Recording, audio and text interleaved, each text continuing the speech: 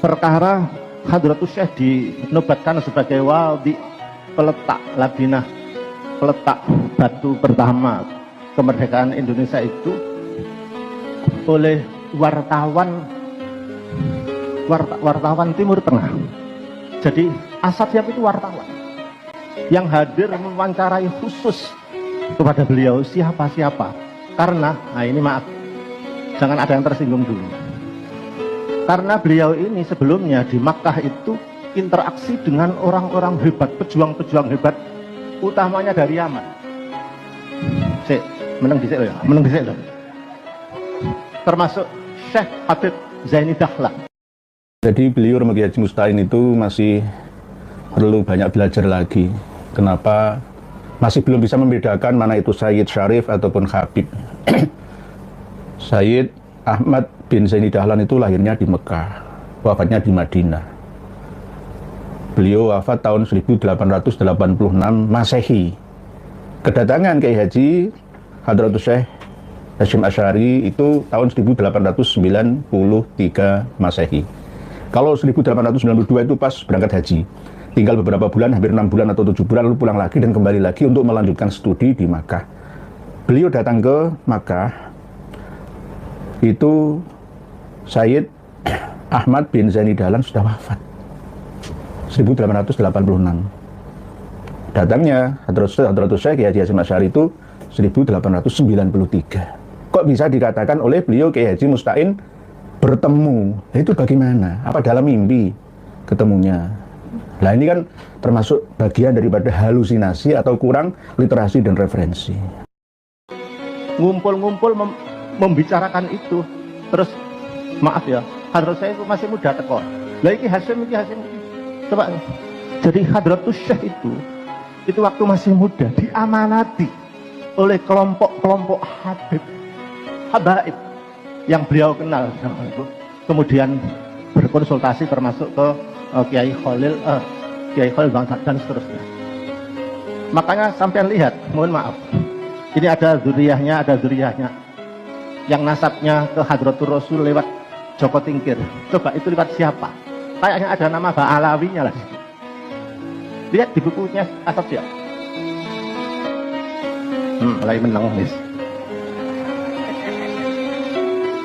Saya tidak membicarakan nasabnya putus dan tidak. Saya hanya membicarakan jasanya. Karena itu mohon maaf, ada semacam job deskripsi antara Hadratus Syekh sebagai seorang alim, seorang kiai, dengan Habib Utsman bin Yahya yang dihabisi. Hadratus Syekh bergerak di luar, sedangkan Habib Utsman bin Yahya Ba'alawi bergerak di dalam. Lulusan Tebu Ireng Jombang yang berkumpul di Jakarta Barat kemarin mengatakan seperti apa yang dikatakan oleh Kiai Haji Musta'in dan yang kawan-kawannya juga.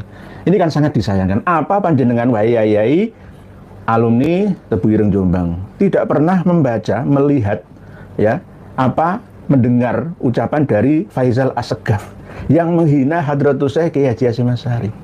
Kiai Haji Hasyim Asy'ari itu, saya mengucapkan itu nggak berani. Norak kalian, bobrok kalian. NU tidak dibentuk oleh Hasyim Asy'ari yang nol besar, ya. Bodoh kalian. Hasyim Asy'ari adalah sejarahnya sejarah Kopingho, sejarah penuh kebohongan. Kalian, di mana kalian?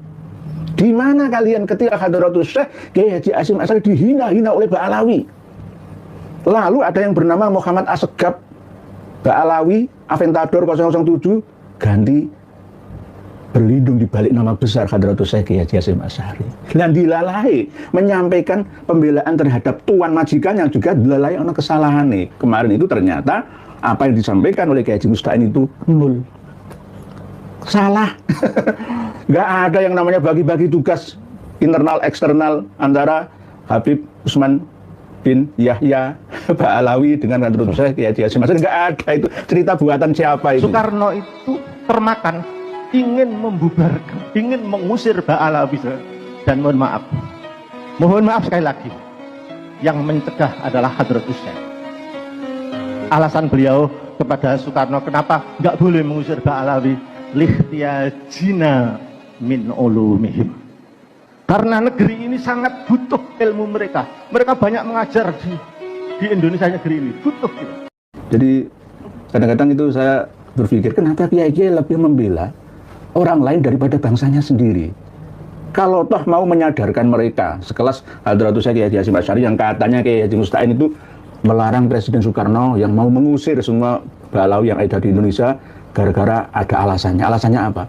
Kita ini masih butuh lihtiyajina ila ilmihim. Karena kita ini masih butuh terhadap ilmu-ilmu para habib-habib itu. Wah, saya bilang tuh bohong itu. Oh, nah ini beliau ini ahli kitab. Gimana lagi? Nah, itu klaim-klaim sepihak dari mereka sampai sekarang ini, bahkan berlindung di balik kebesaran nama beliau Kiai Haji Muhammad Hasyim Asy'ari.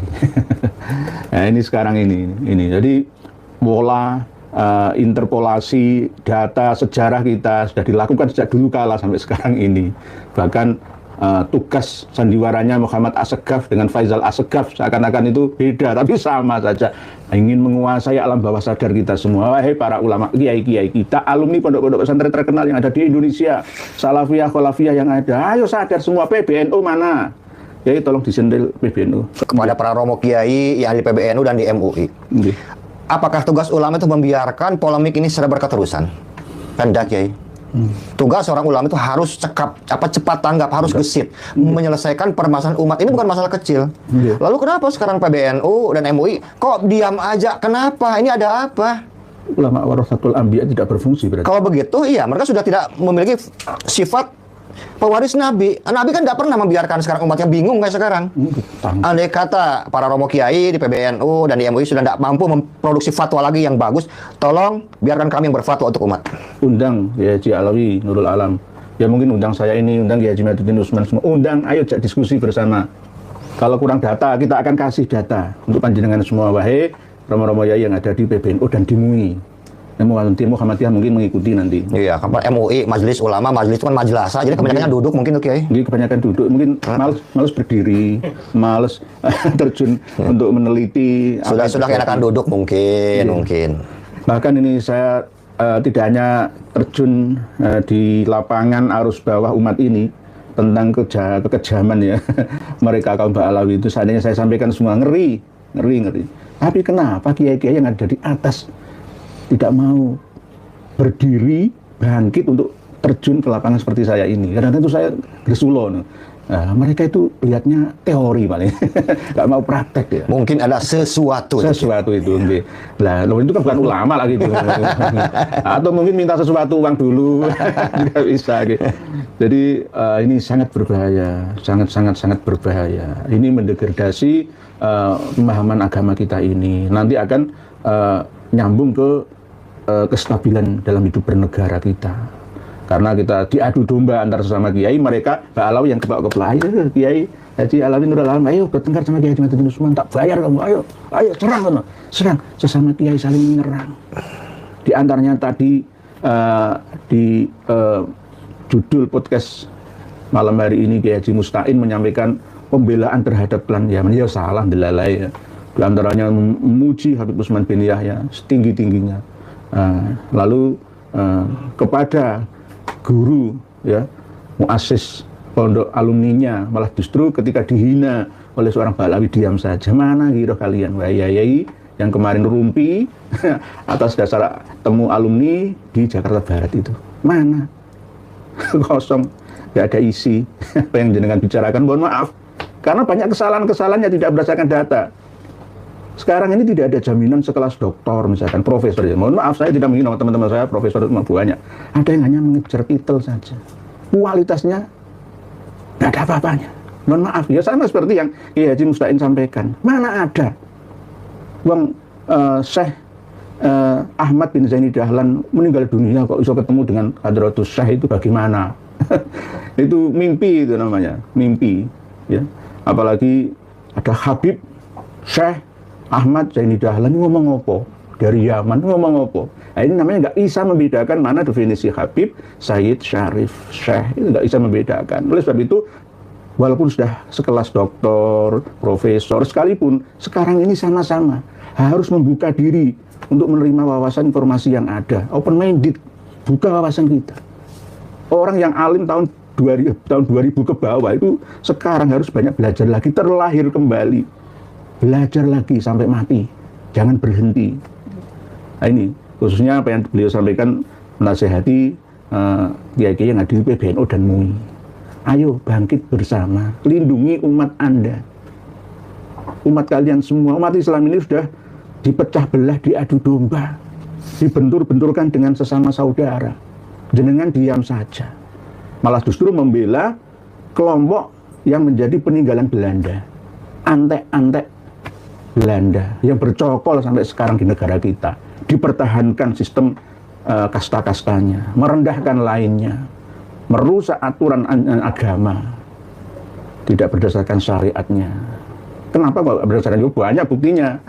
Banyak buktinya.